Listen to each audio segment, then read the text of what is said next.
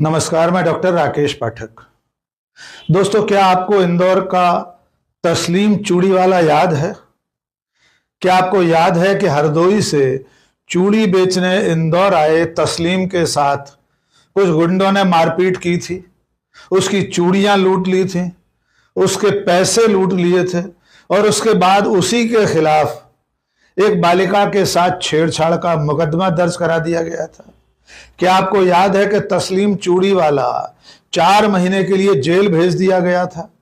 बड़ी मुश्किल से जमानत पर बाहर आए तस्लीम चूड़ीवाला ने पिछले 3 साल अपने माथे पर एक नाबालिग बच्ची के साथ छेड़छाड़ के मुकदमे का दाग ढोया है।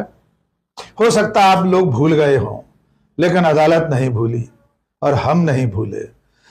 तस्लीम चूड़ीवाला को इंदौर की जिला अदालत ने तमाम आरोपों से बाइज्जत बरी कर दिया गया है।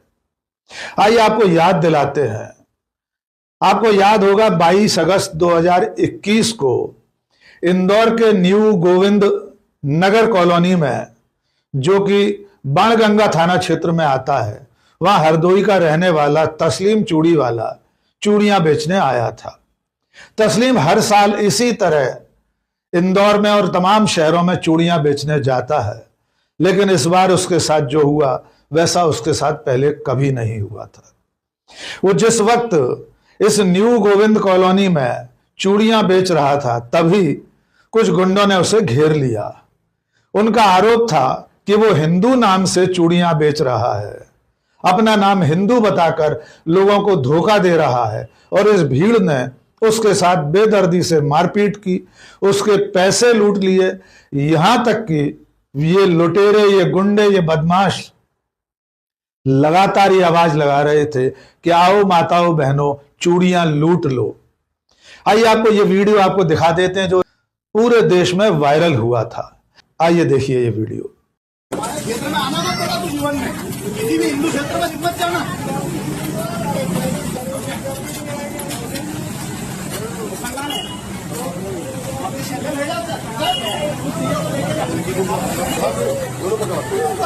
मैंने बता उसको, मैंने उसको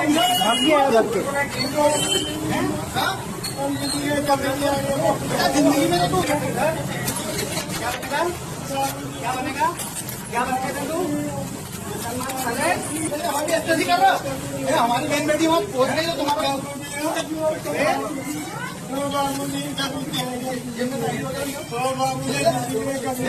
और इसके बाद जब यह वीडियो वायरल हुआ तो कांग्रेस के अल्पसंख्यक विभाग के राष्ट्रीय अध्यक्ष इमरान प्रतापगढ़ी ने अपने स्थानीय कार्यकर्ताओं और नेताओं को आगाह किया और वे मौके पर पहुंचे।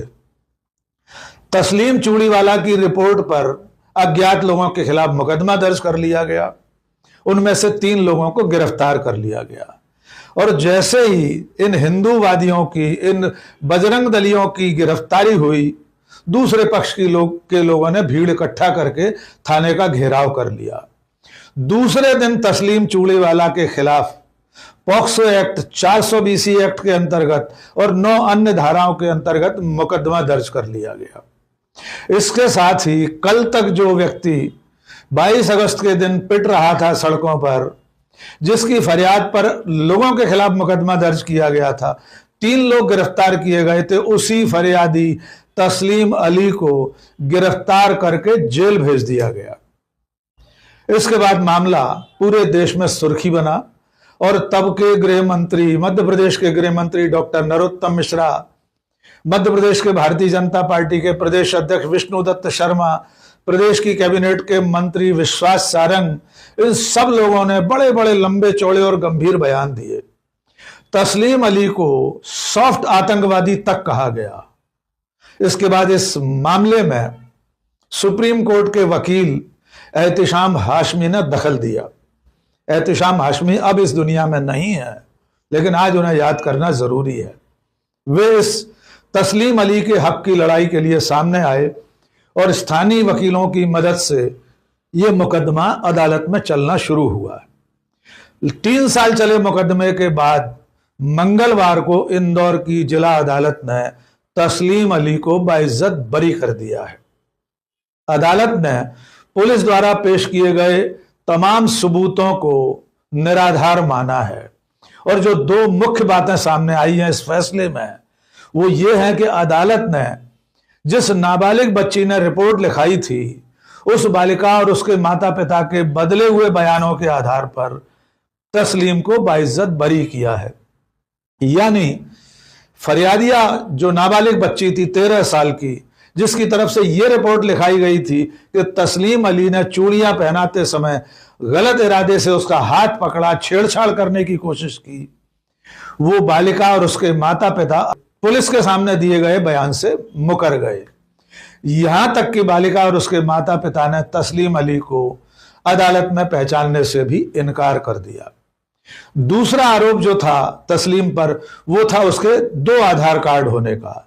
अदालत में बताया गया बचाव पक्ष की तरफ से कि तस्लीम अली के 2 आधार कार्ड इसलिए थे कि पहले आधार कार्ड में नाम में कुछ गलती थी, उसमें संशोधन कराया गया था, इसलिए उसके पास 2 आधार कार्ड पाए गए थे। इस तरह अदालत में 2 आधार कार्ड होने, फर्जी आधार कार्ड होने और नाबालिग बालिका के साथ छेड़छाड़ जैसे दोनों आरोप निराधार साबित हुए और इंदौर की जिला अदालत ने तस्लीम अली को बाइज्जत बरी कर दिया है। आइए सुनते हैं तस्लीम के वकीलों ने क्या कहा इस फैसले के बाद। जिसमें ये 4 माह जेल रहा, तब हमने हमारे मरहूम दोस्त एहतिशाम हाशमी जो सुप्रीम कोर्ट के एडवोकेट थे उनको साथ में लिया और तस्लीम की इंदौर हाई कोर्ट से 4 महीने बाद जमानत कराई। उसके बाद में लगातार ये प्रकरण कोर्ट में चलता रहा। कोर्ट में माननीय न्यायाधीश रश्मि वाल्टर जी की कोर्ट में चला।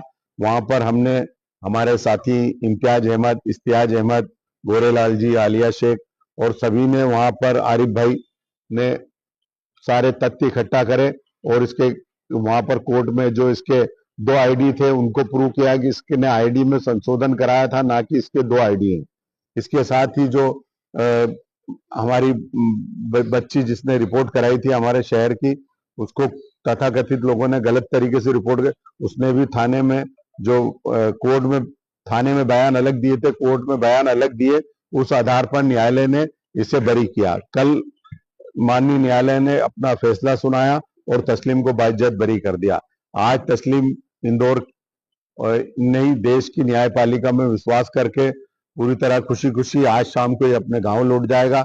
ये इंदौर शहर के लिए एक अच्छी बात है कि यहाँ के हिंदू मुस्लिम भाइयों ने जो सेकुलर थे, जो इस शहर की शांति चाहते थे, उन्होंने इसकी मदद करी और आज तस्लीम बाइज्जत बरी होकर आपके सामने है। आइए अब तस्लीम को भी सुन लीजिए, जो बिना किसी अपराध के झूठे आरोपों में 4 महीने जेल की सजा काट कर आया है। बिना अपराध के मिली इस सजा के बाद तस्लीम ने क्या कहा, उसने सबका शुक्रिया अदा किया है। आइए सुनिए। हमारी तो यही गुजारिश है कि हमारी इंदौर की जो तहजीब, गंगा जमनी तहजीब बनी है, बनी रहे। हमारी यही गुजारिश है। एक हमारे साथ सबने अच्छा सलूक किया। हम किसी को न गलत कहते हैं, न किसी को गलत कहें। हमारे साथ जो भी हुआ, अच्छा हुआ या बुरा हुआ, उनका भी मैं शुक्रिया अदा करता हूँ। बस हमारी यही गुजारिश है, जिन्होंने हमारी मदद की, शेख अलीम भाई, इम्तियाज जली अहमद और साकिया अहमद, और जिनने हमारी मदद की, सब वकील हमारे साथ में हैं। मैं इनका शुक्रिया अदा करता हूँ। तो ये आज कोर्ट में हमें भरोसा था, भारत के संविधान में भरोसा था कि हमें न्याय मिलेगा, तो आज हमें न्याय मिला है। मैं इनका, वकीलों का, शेख अलीम का और इम्तियाज अहमद का, शेख अलीम। तस्लीम बाइज्जत बरी हो गए हैं, लेकिन आपको एक बार फिर वे बयान सुन लेना चाहिए जो उस वक्त मध्य प्रदेश के गृह मंत्री डॉक्टर नरोत्तम मिश्रा, प्रदेश अध्यक्ष विष्णुदत्त शर्मा और कैबिनेट मंत्री विश्वास सारंग ने दिए थे। आइए पहले नरोत्तम मिश्रा को सुनिए, उसके बाद वीडी शर्मा जो भारतीय जनता पार्टी के प्रदेश अध्यक्ष हैं उनका बयान सुनवाएंगे। वे तस्लीम अली को सॉफ्ट आतंकवादी कह रहे थे, वे अपनी बहनों को, हिंदू बहनों को भी सचेत कर रहे थे। आइए पहले नरोत्तम मिश्रा को सुन लीजिए। एक उत्तर प्रदेश के हरदोई के व्यक्ति जो चूड़ी का काम करते थे, ऐसा उन्होंने बताया। वो चूड़ी लेने आए थे। अब चूंकि चूड़ी तो हाथ में ही पहनाई जाएगी, किसी के भी पहना, और वहां से कुछ जो भी विषय उठा, हाथ पकड़ने को लेकर उठा और छेड़छाड़ की ओर चला गया। बेटी ने, जब बहन ने शिकायत की थाना बाणगंगा इसकी जांच भी कर रहा है इंदौर में, जब बिटिया ने शिकायत की तो लोग भी इकट्ठे हो गए, वहां भीड़ भाड़ लगने लगी।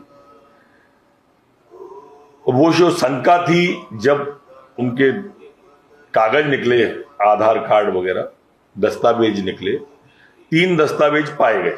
जिस व्यक्ति के साथ हाथापाई हुई उस व्यक्ति ने अज्ञात लोगों के नाम से रिपोर्ट डाली, लेकिन पुलिस ने स्वमोटो संज्ञान लिया और नाम में तब्दील किया। उनको नाम में तब्दील करके 3 लोगों की गिरफ्तारी कर ली। इसके बावजूद भी अगर थाने का घेराव होता है तो ये पीड़ादायी। सांप्रदायिक सौहार्द तो नहीं बिगड़ने देंगे, आप इससे निश्चिंत रहें। ऐसा नहीं है, पुलिस अपनी कार्रवाई कर रही है और मध्य प्रदेश में शिवराज सिंह की सरकार है, यहाँ कानून का राज है, या कोई भी अपनी मनमानी नहीं कर सकता है। ये रहा विष्णुदत्त शर्मा का उस वक्त दिया गया बयान। ये जो चूड़ी बेचने वाला 2 आईडी क्यों रखा भाई? नाम बदल करके क्यों रखा आपने? तो ये जो घटनाएं जो हो रही हैं, ये स्ट्रेटेजिकली इस समाज में भी इस बात की अवेयरनेस की जरूरत है। हमारी बेटियों को तो खास तौर पर इस बात की जरूरत है। मैं तो अपील करना चाहता हूं सब लोगों को इस दिशा में, समाज के अंदर ऐसे लोग, ये आतंकवाद से कम नहीं है, ये सॉफ्ट आतंकवाद है कि इस प्रकार से प्रयास करके लोगों को अट्रैक्ट करना, अपने पास दोस्ती करना, उसके बाद फिर जो घटनाएं होती हैं ये पूरा देश जानता है। इसलिए ऐसे लोगों के खिलाफ कार्रवाई नहीं, ऐसे लोगों को तो उखाड़ करके फेंक देना चाहिए, इनको ठीक कर देना चाहिए। और अब सुनिए विश्वास सारंग को, जो मध्य प्रदेश सरकार में तब भी मंत्री थे और इस वक्त भी मंत्री हैं। कि मुद्दा यह है कि उस व्यक्ति ने नाम क्यों बदला। सबसे पहले उस पर बातचीत होनी चाहिए, उसकी जांच होनी चाहिए। यदि हम उसकी पिटाई के लेकर बात करने लगेंगे तो शायद हम सही रूप में उस घटना या षड्यंत्र की जड़ तक नहीं पहुंच पाए। उस वक्त की भारतीय जनता पार्टी की सरकार में बैठे लोग, भारतीय जनता पार्टी के संगठन के लोग, हिंदुत्ववादी संगठन तो तस्लीम पर लगातार निशाना साध ही रहे थे, उसे सॉफ्ट आतंकवादी बता रहे थे, उसका रिश्ता तमाम आतंकवादी संगठनों से ढूंढा जा रहा था। इसके अलावा मुख्य धारा का तथाकथित मीडिया भी पीछे नहीं था, उसने भी तस्लीम को घेरने में कोई कोर कसर बाकी नहीं रखी थी। सिर्फ एक चैनल का थंबनेल देख लीजिए, इसमें लिखा है चूड़ी बहाना लव जिहाद निशाना। मानो तस्लीम चूड़ी बेचने के बहाने लव जिहाद पर निकला हुआ था। जाहिर है तस्लीम के खिलाफ लगाए गए तमाम आरोप पूरी तरह बेबुनियाद थे, झूठे थे, निराधार थे। इसके बावजूद उसे 4 महीने तक जेल की सलाखों के पीछे रहना पड़ा। और आखिर में चंद सवाल यह है कि भले ही तस्लीम अली अदालत से बेकसूर साबित हो गया हो, भले अदालत ने उसे बाइज्जत बरी कर दिया हो, लेकिन जो जुल्म उस पर हुआ उसका जिम्मेदार कौन है? सवाल यह है कि तस्लीम के साथ जिन लोगों ने मारपीट की, जिन लोगों ने उसके साथ लूटपाट की, जिन लोगों ने उसे मजहब के आधार पर गालियां दी, जिनके खिलाफ तस्लीम ने मुकदमा दर्ज कराया था, उन्हें सजा कब मिलेगी? सवाल यह है कि तस्लीम ने बेकसूर होते हुए जेल में जो 4 महीने बिताए हैं, जेल में जो 120 दिन बिताए हैं, जेल की सलाखों के पीछे जो हजारों घंटे, लाखों मिनट, करोड़ों सेकंड गुजारे हैं, उनका हर्जाना कौन भरेगा?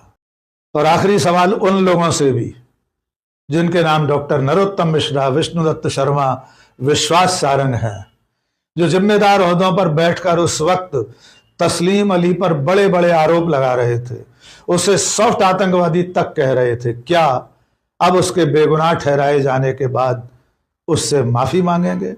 क्या उन्हें शर्म आएगी अपने उन बयानों पर जो उन्होंने उस वक्त दिए थे? शायद नहीं, क्योंकि तस्लीम अली एक मुसलमान था और इस वक्त इस देश में मुसलमान होने से बड़ा और कोई अपराध नहीं है। मुसलमान होना अपने आप में एक गुनाह है, जिसकी सजा तस्लीम अली ने 4 महीने जेल के सीखचों के पीछे रहकर भुगत ली, जबकि उसने कोई गुनाह नहीं किया था। आज के इस वीडियो में बस इतना ही। आखिर में एक छोटी सी अपील, ये वीडियो आपको कैसा लगा कमेंट करके ज़रूर बताइए, दोस्तों और शुभचिंतकों के बीच में साझा कीजिए। और अगर हमारा चैनल अब तक सब्सक्राइब नहीं किया है, फौरन सब्सक्राइब कर लीजिए। बहुत बहुत शुक्रिया। जय हिंद।